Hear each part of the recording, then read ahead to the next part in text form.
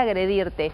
Ni en México se entiende lo que pasó con esta persona. No, es muy, yo te diría, emotivo lo que pasó, choqueante por otro lado y genera muchas dudas porque como vos decís, estar 3 amigos en un restaurante de playa, esto es en Oaxaca, es una playa donde la gente va, es muy famosa por La Plata ese lugar, y va mucha gente justamente. Mucho turismo también, y ahí estaban los 3 jóvenes argentinos en el restaurante y de repente, por la espalda, a traición, sin mediar palabra, un hombre con un machete que los empieza a golpear. El que se llevó la peor parte fue Benjamín, de 23 años, Gamont, un joven que vive allí, que trabaja en ese lugar, que lo conoce bien, pero no lo conocía nadie a este hombre. No, porque el hombre, y esto me parece porque siempre se piensa, se habrán cruzado, se habrán mirado mal. Este hombre venía a buscar trabajo y casi que había llegado al lugar. No se los había cruzado de ninguna manera. Pero a ver, vamos a hablar con Rubén Enríquez, que es periodista argentino que está en México. Rubén, ¿cómo estás? Muy buenas tardes. Hola, ¿cómo estás? Muy buenas tardes de la Ciudad de México. Bueno, desde el día viernes que ocurrió esto, ha sido un ir y venir de información. Muy complicada la situación de Benjamín, que gracias a Dios ayer pudo viajar en un avión sanitario y llegar a un hospital de alta complejidad en México, donde bueno, va a ser tratado de las secuelas de este ataque que lamentablemente le hizo perder mucha sangre, pérdida de masa encefálica y un ojo comprometido. El estado es muy delicado. La mamá ya pudo llegar a México junto con sus hermanos, así que están conteniendo y sobre todo tratando de resolver. Rubén, ahí se entrecorta un poco la comunicación, pero te quiero preguntar, por favor, si podés decirnos qué está pasando con el agresor. El agresor ya está detenido, ¿pudo explicar qué pasó? ¿Es una persona fuera de sus cabales? ¿Qué se sabe? Mira, solamente se sabe que es Cruz Irving Martínez Flores, tiene 21 años, está detenido. Todavía no está claro cuál fue el móvil de esta agresión. No se sabe si tiene algún tema de alteración mental o no, pero sí está detenido. ¿Persona con antecedentes, Rubén, para terminar? No, como te decía, 21 años, no tiene antecedentes, está detenido a disposición de la justicia. No es demasiada la información que se filtra de la fiscalía, entonces esperemos que a lo largo del día y de estos días se pueda saber más acerca de la agresión. Vamos a sumar a esta charla a Fernando. Fernando es papá de Santiago. Fernando, ¿cómo estás? Soledad Largui te saluda. ¿Cómo te va? Buenas tardes. Bien, bueno, muchas gracias por atendernos en este momento tan complicado. Sabemos que Santiago, gracias a Dios, no es la persona que está muy grave, ese es Benjamín, pero contanos un poquito. ¿Vos ya viajaste a México? ¿Estás en México con los chicos? Sí, yo viajé, llegué ayer a la tarde acá a Puerto Escondido. Justo en el mismo momento que yo estaba llegando acá, lo estaban trasladando, gracias a Dios, a Benjamín a DF, que realmente está muy grave. Pobre Benjamín, se está debatiendo minuto a minuto. Es tremendo y es muy dramático su estado de salud. ¿Qué te pudo contar tu hijo? Sí.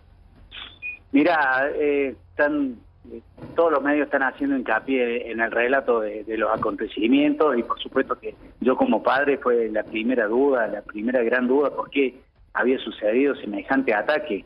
Y no hay ningún tipo de causa por detrás del ataque. Ha sido una reacción de este tipo, no sé si desequilibrado, no sé si tremendamente drogado o qué. Los chicos no se explican y no hubo ningún tipo de motivo. Ellos terminaron de almorzar en un restaurante. Cuando se estaban retirando, apareció esta persona con un machete en la mano y lo atacó sin mediar. No había habido ningún encuentro, ni roce, ni mirada. No se habían cruzado, no. Ellos hacía muy poquito tiempo que habían llegado a ese lugar, hacía una noche que estaban ahí, era el segundo día. Salían de almorzar y apareció este loquito con ese machete y los atacó de una manera. ¿Qué hace Santiago ahora? ¿Pega la vuelta, totalmente. Se viene a Argentina, van a ir a DF? ¿Qué piensan hacer? No, la idea, mira, yo llegué, no quería presionarlos a los chicos. Estaba Santiago, estaba Maca en un estado bastante alterado los dos. y sobre todo angustiado por Benjamín. Yo he dejado un poquito pasar estas primeras horas, estuve charlando hace un rato con los chicos, les sugerí que nos vayamos a DF, pasar a saludarlo en la medida de lo posible o visitar a los parientes del Benja, y después nos iríamos el fin de semana, volveríamos a Córdoba. Claro. Fernando, sabemos que estaba también con Macarena. Digo, primero, ¿cómo es el estado de Macarena? Si sabés, sabemos que también está fuera de peligro, pero si a raíz de este ataque tienen alguna cuestión de salud que tienen que seguir revisando o cuidándose. Sí. Mira, Benjamín fue el que sufrió las peores consecuencias, porque el primer machetazo lo recibe de espalda y lo voltea al piso, en la cabeza, lo voltea. Y ese acto seguido, por relato de mi hijo, le pega otros 2 machetazos en la cara. Ajá. Cuando Macarena y Santiago acceden a tratar de defenderlo o algo, porque fue algo inmediato, imagínate la sorpresa, Macarena recibe un machetazo sobre el hombro, que le produjo un corte muy profundo con lesiones en el húmero y le cortó unos ligamentos de la articulación. Ella ya fue intervenida acá en Puerto Escondido, le pusieron unos grampones, le pusieron unos clavos para fijar la articulación y le lograron ligar los tendones. Ahora, ellos no tienen riesgo de vida, pero obviamente lo que vivieron es... No tienen riesgo de vida. Escucharte a vos es poder viajar ese momento, y es dramático lo que han vivido. Una locura. ¿Y Santiago a Benjamín lo conoce de toda la vida o se conocieron hace poco? Son amigos de toda la vida. No, desde los 8 años son íntimos amigos. Claro. Debe haber sido para él el ver eso, el tardar en entender, ¿no?, lo que está pasando, porque no te lo esperás de ninguna manera. No, tal cual.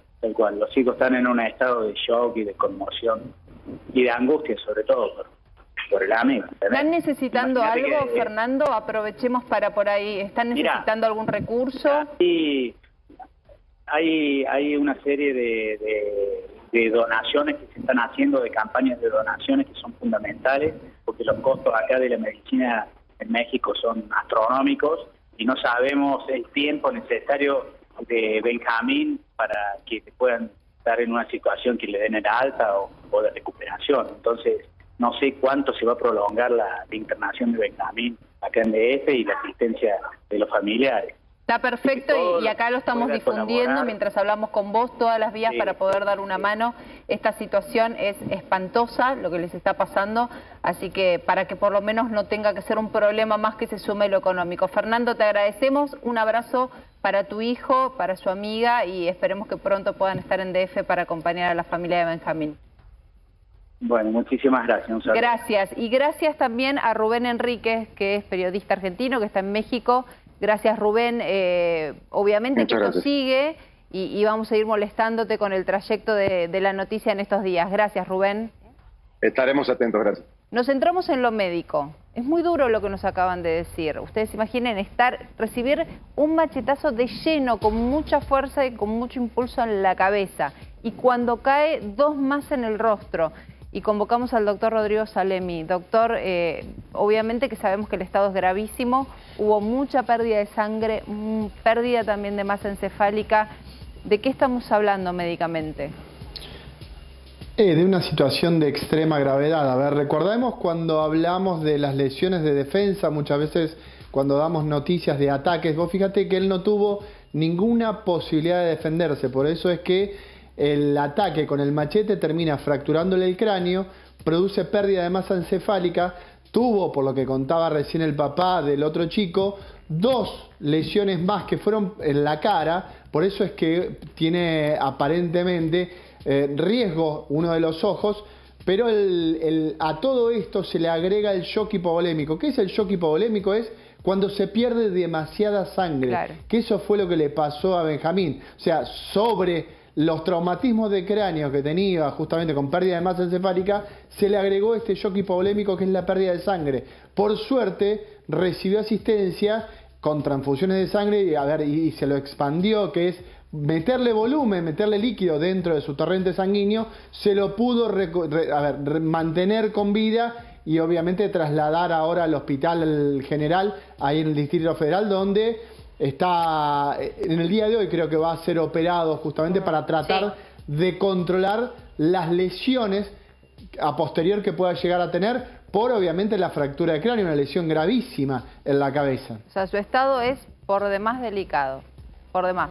¿Y cuánto le juega? Muy delicado, muy ¿Cuánto delicado. le juega el hecho de tener 22 años? Digo, esto supongo lo debe favorecer, es un chico que jugaba al rugby, estado atlético, ¿lo puede ayudar de alguna forma, digo, o la situación es realmente delicada de cualquier forma?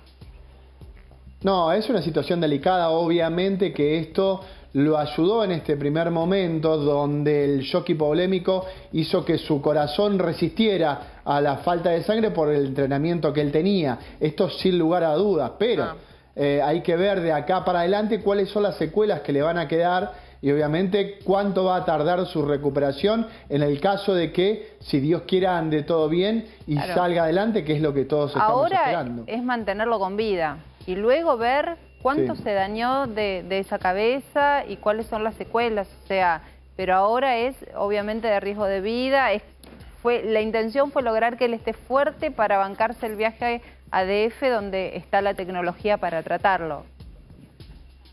Sí, de hecho el traslado tuvo que ser en helicóptero, no se lo podía trasladar en avión, o sea, hubo un montón de cuestiones que tenían que tener para evitar justamente aumento de la presión para que esto no hiciera que el cerebro, que es un órgano extremadamente delicado, sufriera más, porque el cerebro ya había sufrido primero el traumatismo, estos 3 traumatismos que tuvo a consecuencia de los golpes con el machete, pero después también sufrió la falta de oxígeno, que es el shock hipovolémico, que es la cantidad de sangre que pierde, y lo que más se resiente cuando hay un shock de estas características, el primer órgano y lo que más se resiente es el cerebro. Entonces es un cerebro que está en un estado muy delicado y hay que cuidarlo de manera muy cierta. No es médico esto, pero vale a la historia y mientras compartimos imágenes de lo que son estos chicos, saber que son chicos que fueron básicamente a hacerse la temporada, algo que hacen muchos pibes. Por eso yo creo que esta historia impacta tanto y conmueve tanto, porque en muchas familias está pasando esto. Jóvenes que por ahí dicen, a ver, se viene la temporada afuera, me voy. Habían probado en algún momento suerte en Europa, habían probado ahora en México, les gustaba la situación del lenguaje, de poder comunicarse perfectamente, entonces iban a hacer temporada, hacerse unos pesos para después volver. Es un lugar aparte, te digo, que invita mucho, como te decía, como es tan famoso por La Plata, Oaxaca, mucha gente va y es ahí donde la playa es una gran fuente de ingresos para aquellos que viven ahí, para aquellos que van a hacerse temporada también, por el tema del turismo, ¿no? Y él estaba en la gastronomía, o está en la gastronomía, Benjamín. Había ido varias temporadas a otros lugares y ahora se quedaba en México. Gracias, doctor Salemi, por supuesto que vamos a seguir la evolución de este caso. En todo aspecto, desde lo médico, desde lo policial, hay una persona que tratan de ver qué fue lo que pasó. Si es una persona con problemas mentales, obviamente todo inclina hacia ese lugar porque no se había cruzado con ellos. Y el primer cruce fue dramático para los 3 jóvenes argentinos.